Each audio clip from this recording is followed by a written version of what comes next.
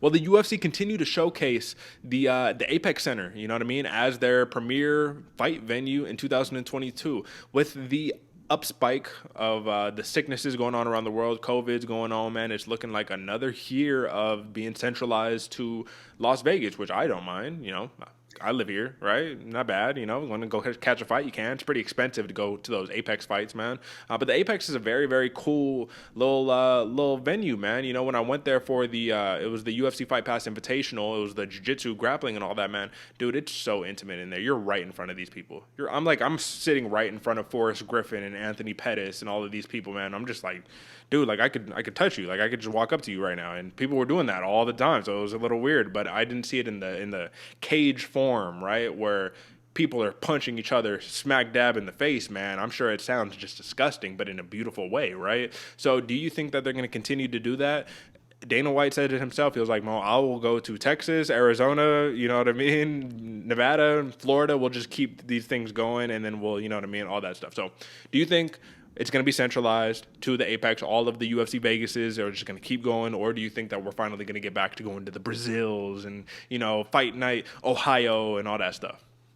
Nah, I think it's going to be stuck at the Apex for the foreseeable future. My one of my buddies just moved to Austin. He was saying back home, everyone's like, "Will we ever get back to normal? Will we ever get back to this?" So in a lot of the places, everywhere else, things are kind of locked down, still masked up. Here in the great state of Texas, man, we're living like free kings up here. So I think it's going to be relegated strictly to that Vegas card. Mm-hmm. All the UFC Vegas is going to stay in the Apex Center, and then we're going to have the pay-per-views in Texas, in Florida, in all the places we can actually get things done.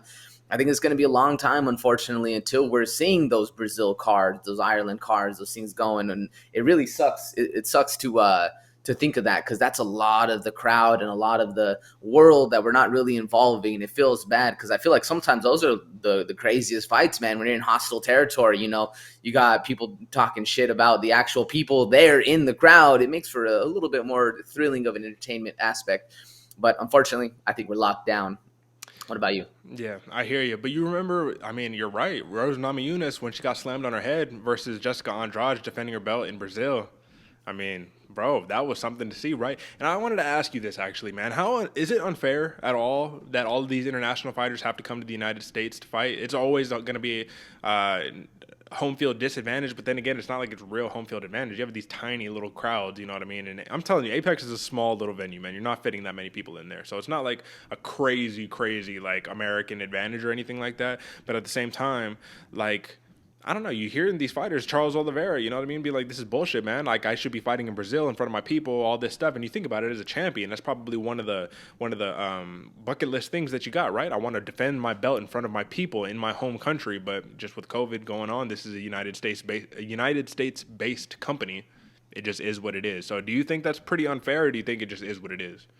It's I see both sides of it. I think it's a double-edged sword, to be honest, because we look at how Derek Lewis fought in Houston. It was the not home field advantage. He was home field disadvantage. You have all the other aspects of people hitting you up like, "Yo, can I get tickets? Can I do this? Can I do that?" You got the pressure of the crowd that like you got some respect from these people behind you, and then you go get your ass beat. It's a very mental taxing issue to have.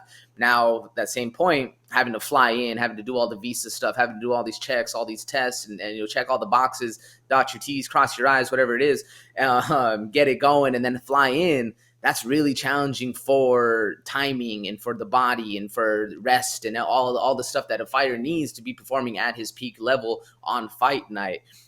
So is it unfortunate or is it unfair? I see both fair and unfair on both sides, man. Because I can imagine, if you're fighting in your hometown and the crowd's going crazy, that is like the most exhilarating experience you've ever had. You can hear people saying your own language. Man, I bet that's amazing for the foreign fighters.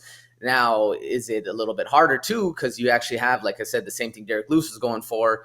Yeah. So I don't know. That one's a little up in the air. I do think we need to get back to it, though. It's shitty that we just can't go there, because it does bring in more people, more eyes to the sport. And I know a lot of the time on this show, and I'm sure a lot of shows out there, those are the biggest views, man. The people Mm-hmm. that are outside of the U.S., these people that are diehard, legitimate fans to their people, to their fighters. And I think that's really what's missing from the UFC, is that loyalty, not necessarily brand loyalty, but um what's the word I'm looking for? Like your hometown loyalty, man. Yeah. You got your peoples you fighting for. Yeah. I don't know what to call it. Well, it's like the NFL, man. You know what I mean? People from, you know what I mean, the New Jersey or whatever are like, oh my God, this is my team, or Florida or whatever. You know, it's like this is our squad. This is what we do. You know, but internationally too, they're like, this is who we rock with. So I get you totally, man. But I do think that in a way, if you like saying like, okay, well, this is what the case is, I'm just gonna go move to Vegas. I'm gonna make that my area for a little bit, man. I think it makes it more of a fair playing field for everybody because everybody's in the same climate, same location, and it becomes kind of just tournament style, Dragon Ball Z style, where it's like, all right, man, let's get after it. You feel me? So like, I don't know, man. I have a mixed opinion on it, but I do agree. I honestly think that the UFC will maintain the Apex as the premier fight venue of 2022 just because it's the easiest thing they can do. It's like they built a whole entire fucking facility for this reason. Like, why go anywhere else? It doesn't even make sense, man. Just use your own facilities. Quick one though. Do you think we're gonna see Fight Island? We're gonna do Fight Island 22? Ooh, I think so. I think they'll maintain that. That's another big money cash cow for them as well. Yeah, I just think it's a long flight, super long flight. Anyways.